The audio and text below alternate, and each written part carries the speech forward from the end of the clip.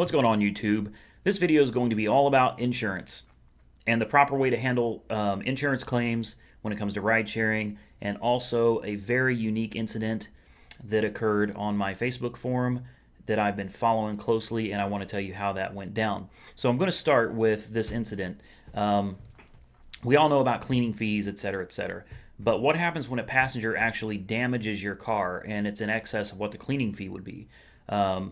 This is something that really should be put out there, and I'm glad that this person shared on my Facebook forum. I'm going to try to keep it short, but guys, this video is probably going to be a little bit lengthy because I'm going to be covering several subjects when it comes to insurance dealing with ride sharing.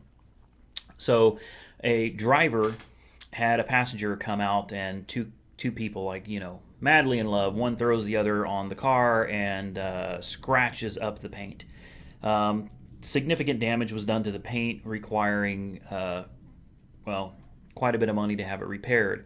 So the driver reports the incident to Uber, and originally Uber was saying, oh, well, we'll reimburse $200.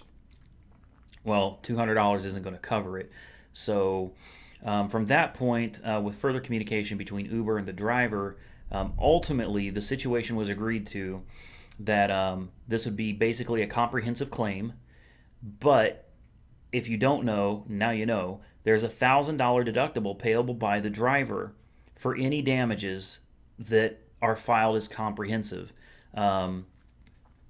If you're at fault and you have comp and collision, there's a $1,000 deductible for you, whether it's a comprehensive or a collision claim. That's your fault.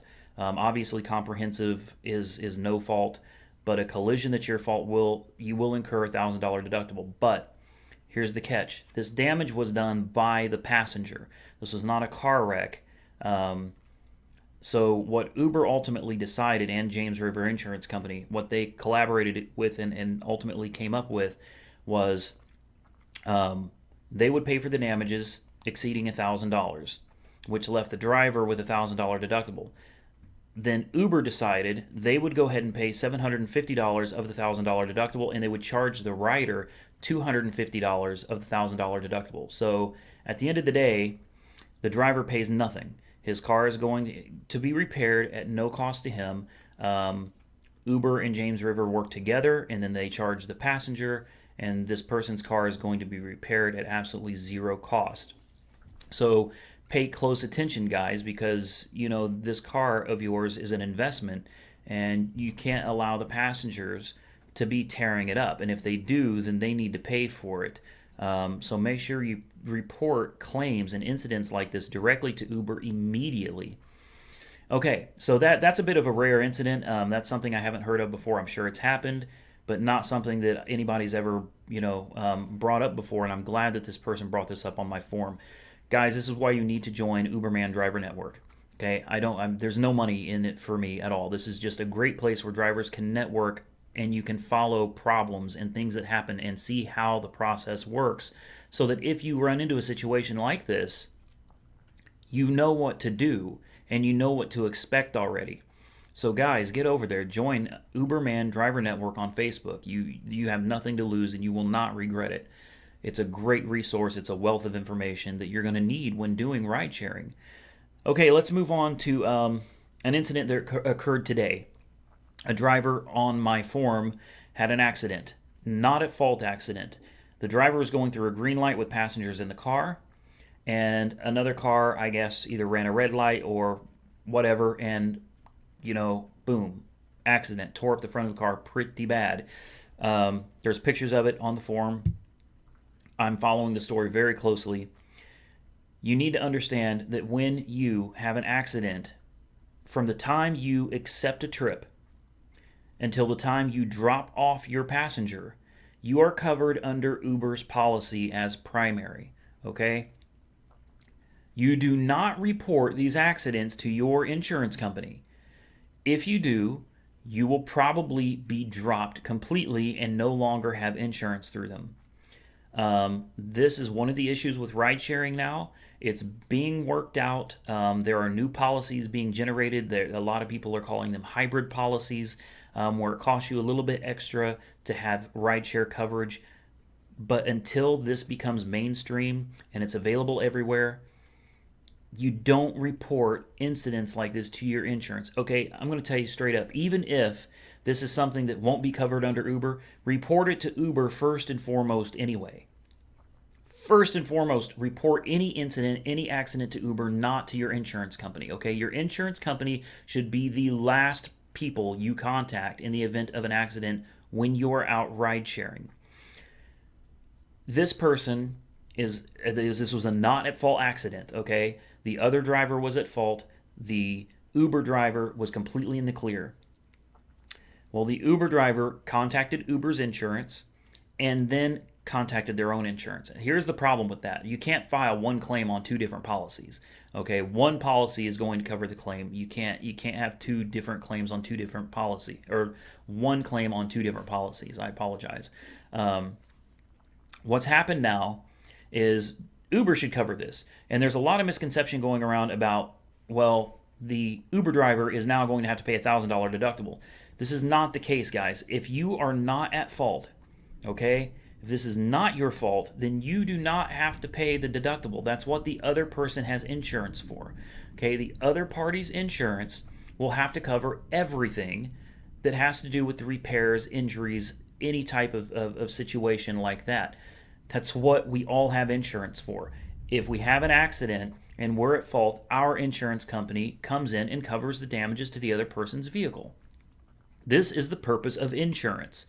So please don't listen to rumors. The fact is, if you are not at fault and the other person is, you do not have to pay a $1,000 deductible, etc., etc. Uber will deal directly with the other person's insurance company, and the other person's insurance will cover your vehicle, any injuries, damages, etc., etc. So I just wanted to clarify that. Now, what happens when you contact your personal insurance company? I can almost guarantee you're going to be dropped, and you're no longer going to be eligible to have insurance through them, and you might even have a hard time getting insurance anywhere else. Keep in mind that insurance companies have a database. They communicate with one another. So I'm almost certain that you could be flagged in a system, a nationwide system, as a ride-sharing driver, and that can make it very hard for you to get insurance through anybody. So in the event of an accident, go through Uber first. And if Uber denies your claim or says that you need to go through your personal insurance, then contact your insurance. Under no circumstances should you contact your personal insurance company first when you've had an accident that has anything related to ride sharing. Period. Don't do it. Huge mistake.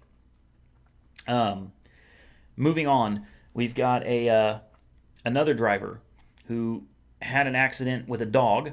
This would be a comprehensive claim. See right here, I've got it all right here. We've got a comprehensive claim on the driver form where a driver hit a dog. It did significant damage to the bumper. Passenger was in the car. This person did contact Uber. Uber filed it as a comprehensive claim, as they should, and they agreed to pay the difference above the $1,000 deductible. So, here we go. If you have comp and collision, which I'm sure most of us do, if you have comp and collision on your vehicle and you have an accident, Uber will, even if you're the one at fault, Uber will cover damages to your vehicle over $1,000. But you need to have $1,000 put back. In case you have an accident, you need to have that $1,000 put up because Uber will cover you. Uber will pay. Sorry, my throat's dry. Uber will take care of it, but there is a $1,000 deductible that you're going to have to pay. So you really need to make sure you've got $1,000 put back in case something like this happens. Otherwise, you're going to be out of being able to ride share unless you've got another car. You won't be able to make any money. Your car is going to be out of service. And without that $1,000, that could put you in a very serious situation. So, guys, you need to start saving your money, put back whatever you can to get $1,000 saved up in case there's an incident like this. If you do not have comp and collision through your personal insurance company, then you're kind of stuck. If you have an accident that's your fault, if you have a comprehensive claim, Uber is not going to help you. Uber will only assist you with a comp collision claim if you have comp and collision on your personal policy. And again, if this is in regards to ride sharing, if you have a claim in regards to ride sharing, do not, under any circumstances, contact your personal insurance carrier until you've gone through Uber's insurance and they have said nothing we can do. Contact your personal insurance company, okay? I'm going to end the video here. I tried to make it quick. I tried to get straight to the point and get through it. I know that I reiterate things quite often, but I'm really trying to drive the point home, guys. You need to leave your personal insurance out of this until the last possible minute. You don't want to get them involved. As always, guys, like, comment, subscribe. Be safe out there, and Uber on.